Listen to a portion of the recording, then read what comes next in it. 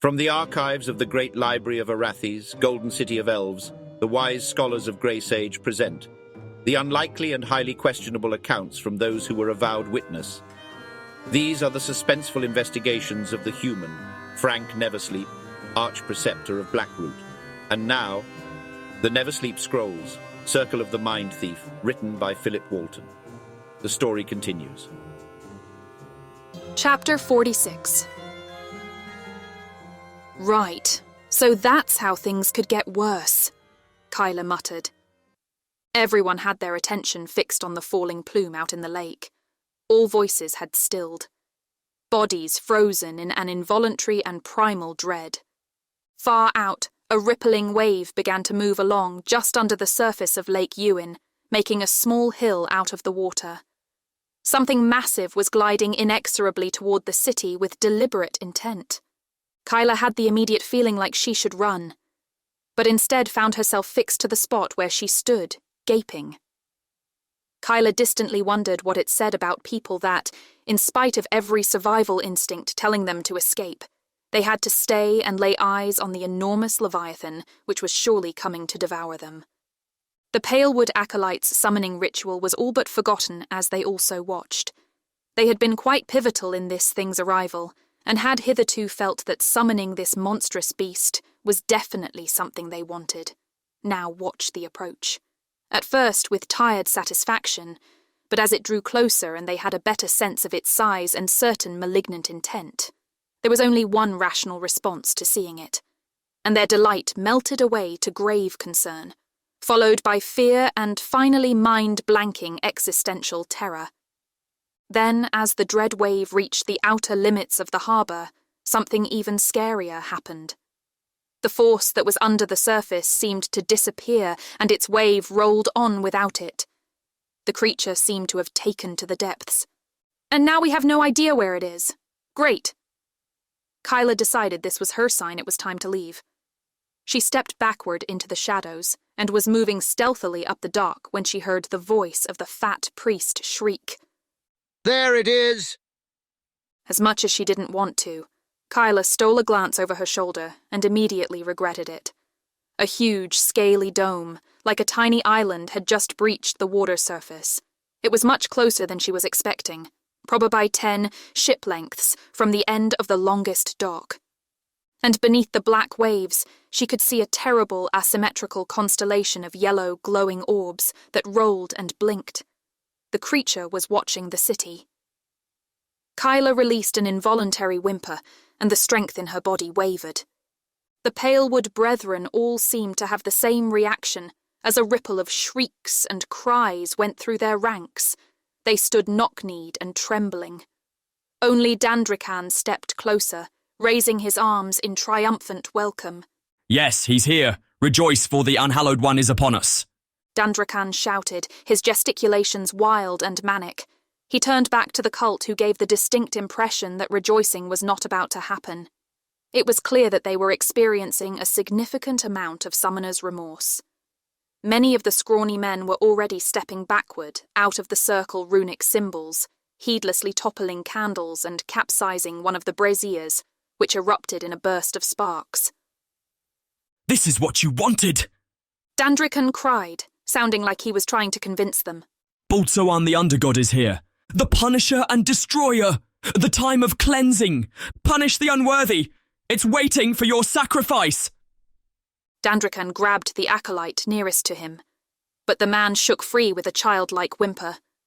The arcane dealer turned to the fat priest next. "Welcome your guard, priest. Finish the summoning," Dandrikan warned. The fat man only shook his head, making his bearded jowls wobble. Dandrikan clenched his fist and cold steam rose from his chest. "Tell us why," Dandrikan demanded through gritted teeth. We were never supposed to get this far.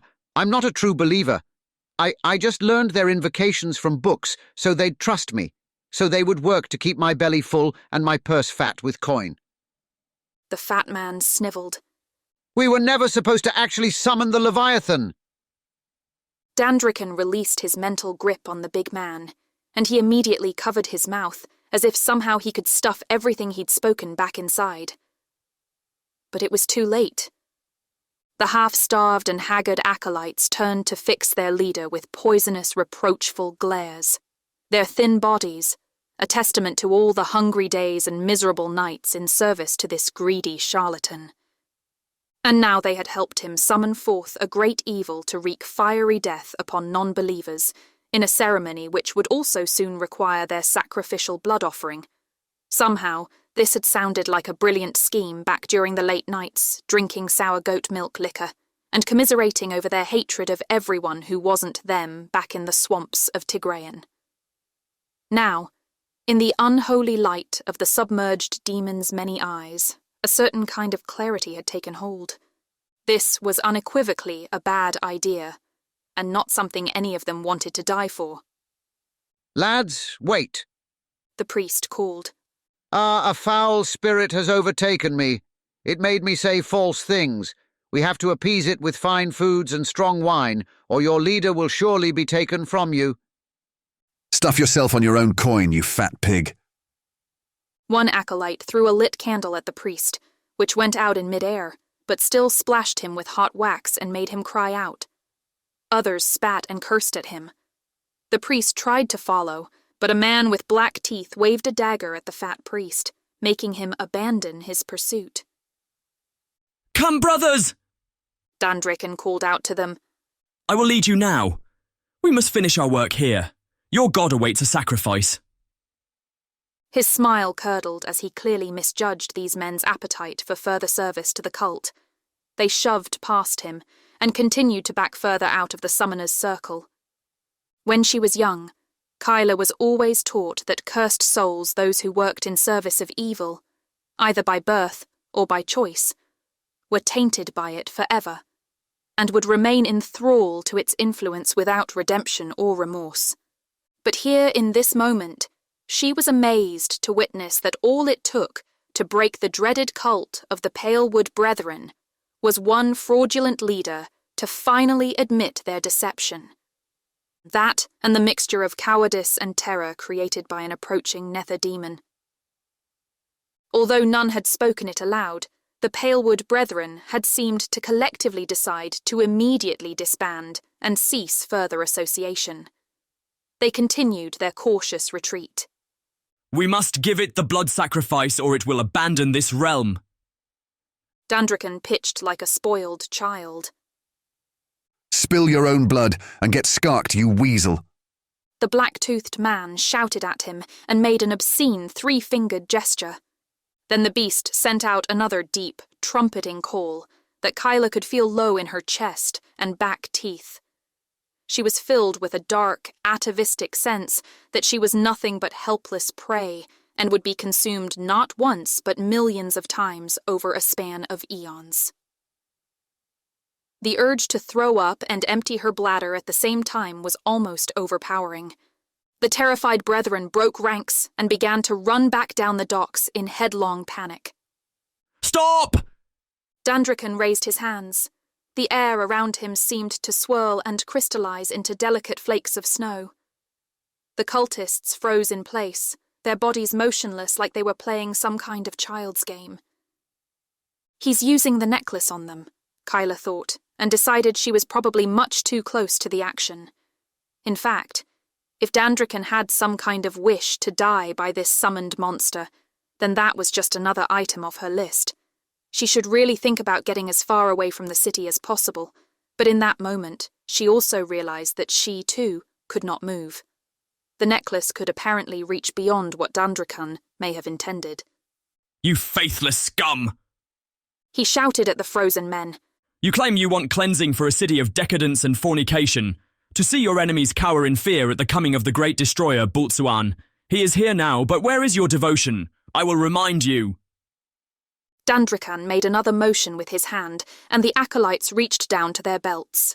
As one, they raised crude daggers, knives, and bits of sharpened metal wrapped with rope handles, and touched them to the corners of their throats. Dandrikan was going to turn this into a mass suicide after all. Kyla gasped in shock when she felt the blade of a dagger press up against her own throat. Even more disconcerting was that it was held by her own hand. She pinched her eyes closed, trying to force her own will back into her body. Break the connection to Dandrikan. Don't let him do this. Prove yourself to your undergod. Dandrikan shouted. Kyla fought against the impulse. Her hand started to move, but then struggled. There was a sharp feeling against the underside of her chin. She willed her hand to pull back and drop the blade. She heard a grotesque sound, a squishing, slicing and sawing that was multiplied many times over. Kyla kept her eyes closed tight until it was over. Those with the sharp blades had it mercifully easiest, for their bodies fell first. The ones with rough improvised shivs had to hack and tear at the flesh on their necks while making muted screams until their sacrifice was complete. Those were the ones that would haunt Kyla's dreams. Her own blade still pressed uncomfortably against her neck, suspended by two opposing forces. She only hoped whatever mental will she was using to abate that terrible urge could hold out longer. The urge was strong, and she felt the blade press harder. She fought with all her will. Then suddenly it was over. Her dagger came away and a warm trickle dripped down from where it had pressed. Kyla only then realized another hand was on her wrist. She spun immediately out of the grip of whoever had been holding her. It was Fraenk, Neversleep. She recoiled in surprise. Looked like you were about to do something drastic. Frank's eyes met hers, his concern plain on his face. Something about seeing him now made her anger flare. "What are you doing here?" She started to ask, then knew immediately what this was about. "The necklace? That's it, isn't it?" You're all right? Fraenk asked. "Why wouldn't I be?" Kyla snapped back, wiping her own blood off the blade of her dagger and sliding it back into its sheath. Fraenk looked at her for a moment longer, staring again as a result of her Linblood charm, most likely. Kyla could feel herself growing impatient. About what I said before? Fraenk started to say, but a raised shout turned both their attention back to the scene on the dock. Brimblade had lowered the poisoned dagger that was positioned at his own throat. Somehow he too had resisted the urge to kill himself from the call of the mind thief. But he was definitely not pleased about how he had been included in the influence in the first place. He stepped around the bodies of the fallen acolytes. They lay in all attitudes of death, the blood running in pools and dripping down into the lake below. He was shouting a curse at Dandrikan, who waved him off dismissively. I knew you were strong enough to resist it. Dandrikan tried to explain, then seemed to realize that he was justifying himself to a snivelling subordinate, and his expression curdled. Be ready to defend me. I will require complete concentration for what comes next. Now's our chance. If I draw the hell touched away, can you get the necklace from Dandrikan? Fraenk asked. I think we have a much bigger problem right now. Kyla pointed to the harbour. What? What am I looking at? A small island with eyes?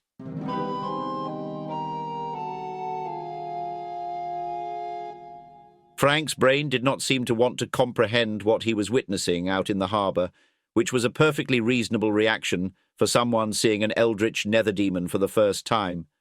But the monster tasted the traces of blood from its until very recently devoted followers, and its massive domed head began to rise, and rise, and rise, water cascading off it in sheets. It had hateful golden eyes that seemed to be taking everything in simultaneously, and two massively thick tentacle appendages that grew from either side of its face.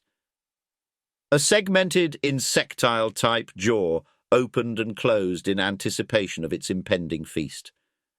The rest of the creature seemed somewhat humanoid in its structure, or at least that mixed somehow with the unholy offspring of the spawn of the ancient dragon, Tiamat. The creature's skin had large scales the size of a shield and slick black skin that reflected iridescent crescents in the moonlight. Standing up in the waters near the pier, its head was above the top of the nearest dockside buildings. The longer Fraenk stared at it, the more he felt his sanity eroding. So, that must be the netherdemon everyone keeps talking about, Fraenk muttered, rubbing his temples. Kyla turned to look at him, blinking. You knew about this. she exclaimed. "I'll just say it wasn't a complete surprise."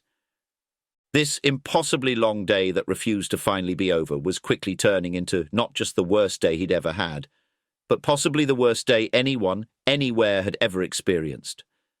Why did he have to be the one having an epically terrible day? "Well, I just saved the city once tonight. I think I'm going to let someone else handle this," Fraenk said, feeling his fear turn to a whole-body weariness. She planted her knuckles on her hips and looked at him. Fraenk crossed his arms petulantly. Fine, it's your city, Fraenk, Kyla said, indifferent. Besides, I'm not even welcome, not that I'd want to live here anyway. This city is infested with monsters. "And it used to be such a nice place, too." The creature raised its head back and issued a deafening blast of sound. Shrieks rose from the workers on the closest dock. Fraenk could see figures scrambling in all directions, fear and panic turning the situation into utter chaos. The monster raised its dual tentacles and smashed in the roof of the fishmongery, sending shattered timbers and a glittering silver rain of trout out as nightmarish projectiles. Fraenk stepped aside as one stray fish nearly hit him in the head. Fraenk and Kyla watched helplessly as a few moments later, some dock workers, fishermen and guards had mounted an impromptu defence. They charged in, lobbing barbed harpoons and flinging gutting knives at it, all of which bounced harmlessly off its thick, slimy skin. Although brave, the endeavour was ill-advised, for it ended with a single swipe from one of the creature's arms. "Damnation," Fraenk growled. "Why do I end up fighting every monster in the city?" How are we going to stop it? Kyla asked urgently. "We?" Fraenk looked over at her. Let's not argue about this again, Neversleep. It's tedious. I'm going to help you, and that's the end of it. Kyla's eyes looked frightened, but her cheeks were flush, and she was smiling.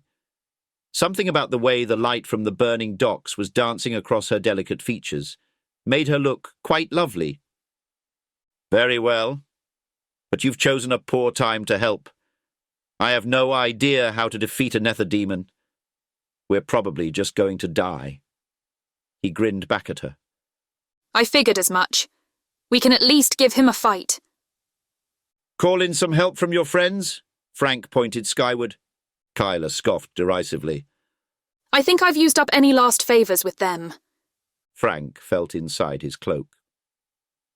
While he did take the time to stop along the way down to grab his trusty preceptor's cloak and his brace of knives, nothing amongst his many pockets seemed like a suitable weapon against an arcane creature of this size. Nothing seemed to be able to damage it. Maybe if he had a ballista or 100 of them, he might be able to bring the creature down. Or some type of banishing magic to unsummon this beast, but that would require competent wizards at the ready, which he had none. Then something stuck in his mind. Dandrikan. He turned to see the wispy blonde man waving his arms and shouting. "Here we are, Boltzuan! We are here!" Dandrikan shouted with nihilistic glee. What was he doing? Fraenk wondered. It was as if he wanted the monster to notice them, which might be an even worse idea than the poor guards who had just tried to harpoon it. That was rantings of a madman.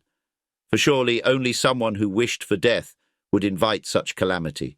Perhaps those black worms he cultivated had gotten inside him as well, and were now eating holes in his brain. That was the only explanation for why he could possibly want to court such pandemonium. Fraenk saw the fat priest, who had somehow avoided being compelled to cut his own throat with the rest of his followers, grabbed Dandrikan's robes and shook him in a manic frenzy. Dandrikan, this is not what we agreed to. You said if we brought forth the creature, we'd control its power to destroy the city. He screamed. You thought you could control that? Dandrikan laughed, pointing at the behemoth that was in the process of ripping through the hull of the cargo ship moored at the pier. It was taking on water quickly and listing severely to starboard. With another powerful smash, the ship split in two, sinking so that only the tall masts were visible. The priest stammered, trying to grasp the depths of Dandrikan's betrayal. But he hadn't reached the bottom of it until he felt the dagger ram hard into his belly. Only I can do that! Dandrikan sneered, releasing the blade. The priest groaned and staggered backward, holding the dagger's hilt. His face bore a shocked, dismayed expression, somehow still not believing that this unscrupulous dealer of cursed artifacts had actually betrayed him. The fat man took 3 more small steps backward, almost toppling off the edge of the dock, tried to balance and overcorrected, falling forward onto the dagger. Dandrikan winced and stepped back as the fat priest wheezed out his final breath. Oh, brilliant. Why couldn't you just fall in the water like you were supposed to? Dandrikan complained. He waved over Brimblade for help, and the 2 men struggled mightily to shove the abdominous man's corpse into the harbour. With some effort, they moved him right to the edge and tipped him over with a large splash. A thundering trumpet from the creature sounded, and Bultzoan, the great Leviathan, turned to see them in all its terrible arcane grandeur. Fraenk made a grim realization at that moment. Dandrikan was not mad at all.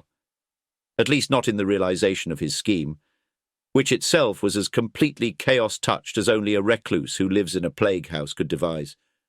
But this evil man was not compelled by dark parasites or city-scaled suicidal urge. This had been his plan all along, and it was working perfectly. Thank you for listening. Tune in next week for another exciting episode. And remember, the learned scholars of Grey Sage caution you that the veracity of these events remains unproven. Now go safe in the light of the powers, until our hands clasp again.